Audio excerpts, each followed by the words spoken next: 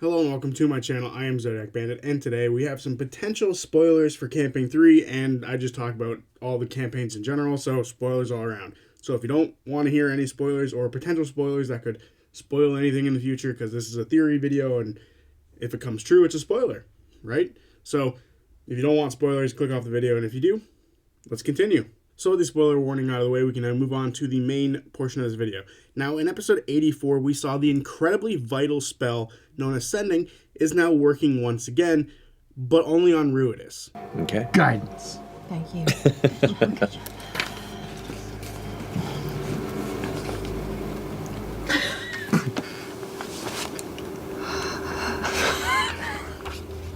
You got this. You're very capable. We're here with Elder Barthy. Are you with the caravan? In town? Would love to speak with you. There's a long pause to where you worry that the spell continues to not function, but there's also no static that strikes to the center of your mind. Like you're beyond the knotted ley lines for that interference to carve its way into the spellcraft. And a voice responds a moment later. I do not know who you are and what you want with Barthy. I'm just here to do some business.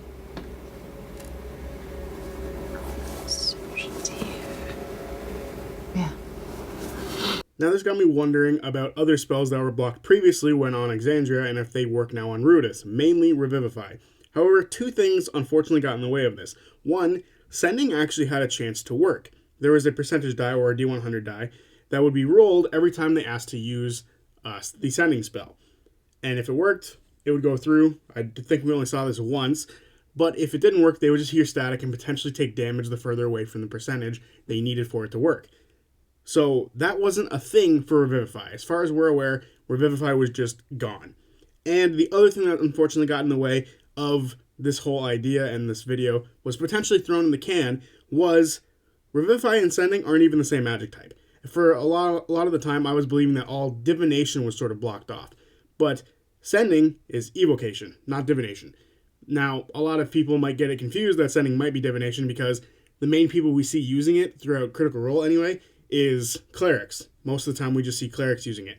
But Imogen has access to it, and wizards can gain access to it, bards can gain access to it, a whole group of characters can gain access to it. So realistically, it was just a, misstep on my part to believe that it was all divination magic that wasn't working. So with those two things, I found there was no real connection to it. But it got me thinking a lot about the magic that was just down overall. We know Revivify and Sending are down on Exandria, but we also know that a bunch of enchantments and teleportation circles are no longer active. They also went down during this time frame. We learned this from the King and Queen of Uthadurn back during the time where the party was split in two. So the Wildmount group got to meet them, and they learned about a whole bunch of magic that isn't working. So as you can see, it's not just revival magic that's being hit super hard, it's all sorts of magic. But why is revival magic being the one focused so hard? Why is it the one that's not working at all? But the other ones have a potential to work or to be fixed during the whole Apogee Solstice leyline situation that's going on currently right now.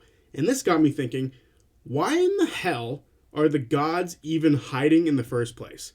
Predathos isn't out yet. He is not out and ready to attack anyone. They still have to wake him up. That is the thing that the party is currently questioning.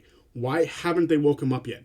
So then why are the gods hiding, and why are they limiting their influence, their magic to the followers, to the people on Exandria, the people who need them right now? Why are they doing this? And that is what today's video is about. I believe I have found the answer as to why the gods are acting the way they are currently, why they aren't acting, why they're hiding, why they aren't helping people, why their magic seems to be so limited and seems to be the most affected by the Apogee Solstice and the ley lines currently. And that is, they are being blocked. They're not hiding, they just can't access Exandria.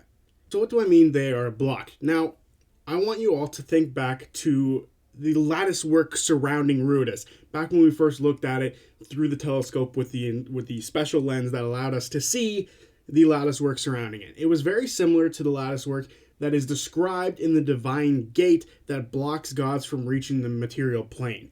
Now, we now know, after a long time of learning lore throughout this campaign, that Ruidus actually predates the Calamity, which means the lattice work that was put around the Calamity was made before the divine gate, meaning this one is different from the one that is used to block gods from coming through and going to the material plane. It is older and it's got different rules to it. We know that this lattice gate seems to block teleportation and other sorts of ways and communication up to Ruidus. That's why no one knows anything about it, because anyone who would go there would teleport and be blocked and either bounce back or make it through and die. We don't know, and there's been no way to communicate with anyone up there because we didn't know anyone up there. So there's been no way to sort of communicate up there. And then when you look at the divine gate that's blocking the gods, we know that people, or people of the material plane, or just, people who aren't gods, can travel through it. We've seen Vox Machina travel through it when they went to go talk to a handful of gods to get aid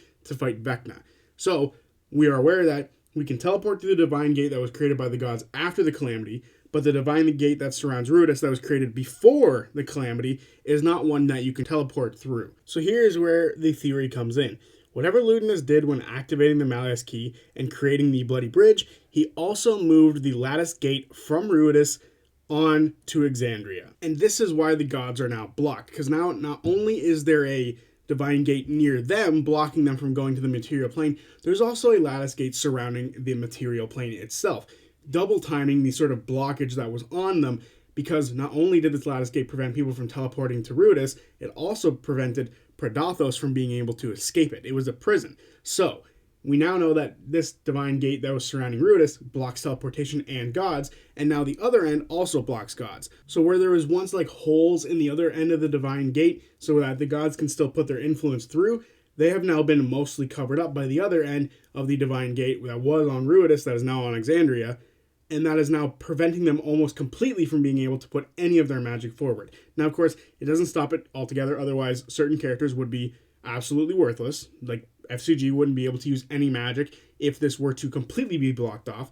But for some revival magic that completely goes against the laws of nature, it is no longer working. And I think this makes a lot of sense to have the divine gate being on Exandria now, because the lattice work could potentially have mirrored the ley lines of Exandria. That is why now when the lattice work is on Exandria, the ley lines are visible, because the two have sort of fused together. They have become one and we can now see them.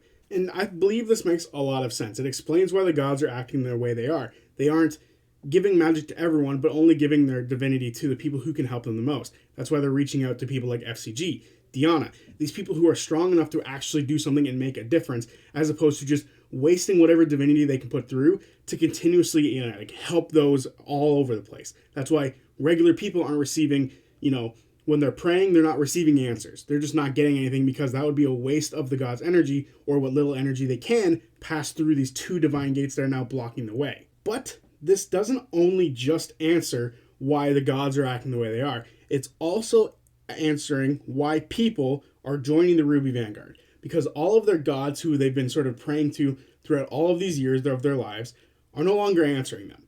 They're no longer receiving answers from these gods. And realistically, that would be enough to push a lot of people over to joining this group of people who are saying, the gods aren't helping you.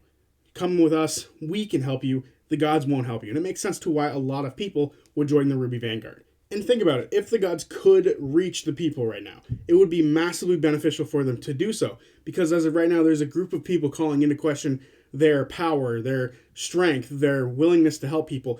And with the lack of god interference or god influence, it's proving the Ruby Vanguard to be true.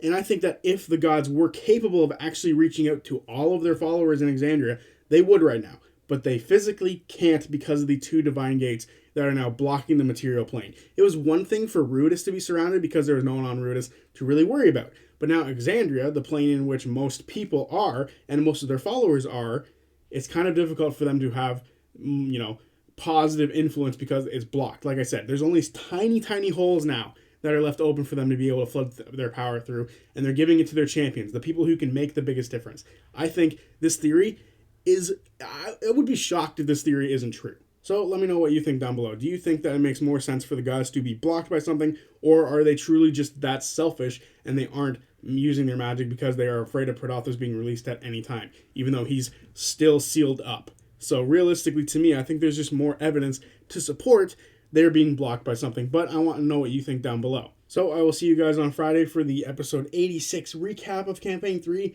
and until then, peace.